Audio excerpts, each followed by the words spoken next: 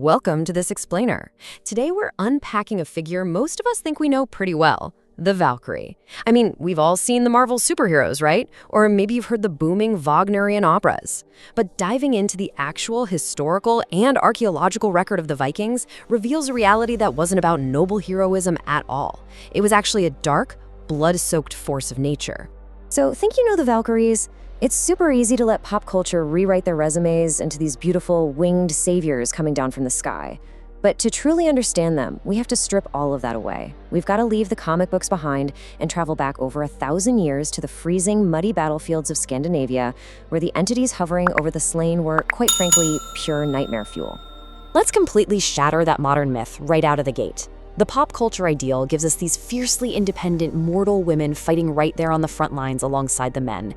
But the early Norse reality? Oh man, it was wildly different. These were supernatural death demons. They didn't actually fight the battles, they determined who survived them, acting as terrifying weavers of fate who are bound strictly to the god Odin. And the most crucial point is right here in the etymology. It's literally in the name. The Old Norse word Valkyria is a combination of two words, Val, meaning the slain or the corpses, and Kjosa, meaning to choose, literally the chooser of the slain. They weren't just general warrior women. They were anchored entirely to this grim literal purpose. They were the ones who actually waded through the blood and the mud to point a finger at the dying and claim them.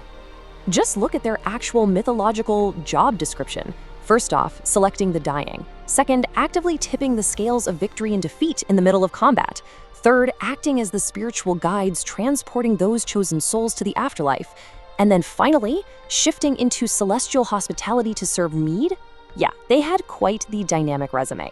They were divine intermediaries holding absolute, terrifying power over human destiny.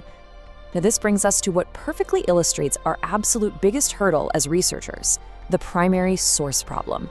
You see, the Vikings were largely an oral culture. All the rich, beautifully detailed written accounts we have of Valkyries, they were written down in Iceland in the 13th century or even later. That is hundreds of years after Scandinavia had already converted to Christianity. So we are essentially looking at pagan Viking beliefs through the lens of much later Christian literate authors who were already starting to romanticize and sort of filter out the old myths. But every now and then that older, much darker reality just bleeds right through those later texts. Just listen to this visceral imagery from the poem Dara Darliod, preserved in the 13th century Njal saga. It describes 12 Valkyries seen right before a massive battle in the year 1014. They are literally weaving a tapestry of battle, using human entrails as thread, severed heads as weights, and swords as shuttles. I mean, just let that sink in for a second. These were definitely not sparkling angels coming to gracefully escort you to heaven. They were terrifying forces of carnage who wove human fate with the literal anatomy of the fallen. Okay, so how on earth do we get from entrail-weaving death demons to the beautiful heroines we know today? Well, the answer is a staggering 1,200 years of cultural evolution. Over those 12 centuries, the myth was just constantly shifting. Early on, as society faced super high male mortality and the pure horrors of Viking Age warfare, they really needed these dark, raven-like spirits to make sense of arbitrary death. But as the centuries passed and Valhalla was reimagined as a much more aristocratic, noble afterlife, the Valkyries evolved too. They gradually transformed into noble, mead-bearing hostesses. But what happens when we step away from those 13th century stories and actually dig into the dirt? What does the archaeology really say?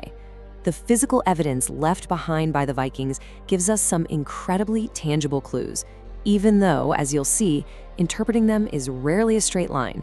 When we evaluate our physical evidence, our confidence levels actually vary wildly. Take the Harby figurine from around 800 CE, for instance. It's this tiny, beautifully detailed silver woman holding a sword and a shield. We really only have a moderate confidence that it's a Valkyrie, because honestly, it could just as easily be a goddess. But then compare that to the Roke runestone, where our confidence is high because this 9th century stone actually explicitly names a Valkyrie, Gunnar. And with the mass-produced molds found in Rebay, scholars heavily debate whether they depict Valkyries or just women in a ritual procession. It's like a giant puzzle, and it forces us to be really, really careful with our labels.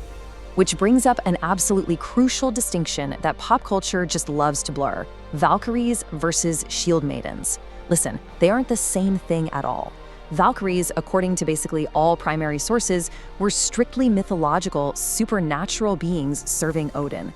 Shield maidens, or Sheldmire, were mortal, human women who took up arms. Now, grave sites like the famous Birka grave BJ581 highly suggest that mortal female warriors actually existed. But a female Viking buried with an axe? That is a historical warrior, for sure, but she's not a mythological Valkyrie. The two categories are completely distinct. And hey, while we're busy busting myths left and right, let's talk fashion for a second. There is exactly zero historical evidence that Valkyries ever wore those iconic winged or horned helmets. No way. You can send your complaints directly to Richard Wagner's 19th century costume department for that one. His 1876 opera created the winged helmet-wearing Brunhilde, which was a fantastic artistic choice, but it completely overwrote actual history in the public's imagination forever. Tracing this incredible 1,200-year evolution shows us exactly how this all went down. Starting in the pre-Viking age with those dark, demonic death spirits, they shift into Odin's mounted servants during the Viking Age. Then, by the 13th century, Christian writers soften them into romantic swan maidens. Wagner comes along and turns them into powerful nationalist symbols in the 19th century, which finally brings us to the fiercely independent, relatable action heroes we see in comic books and video games today. Which brings us right back to the present day. Ultimately, historical research shows us that the Valkyrie is fundamentally a mirror. For the Vikings, facing the brutal reality of the battlefield, she was a terrifying but necessary reassurance that arbitrary death had some meaning, that someone divine was actually in control. For the Victorians, she was this grand symbol of national identity. So I'll leave you with this final provocative thought to chew on. If each age truly creates the Valkyrie it needs, what does our modern desire for these icons of triumphant, independent female strength actually say about us and the mythologies we are weaving for our own future?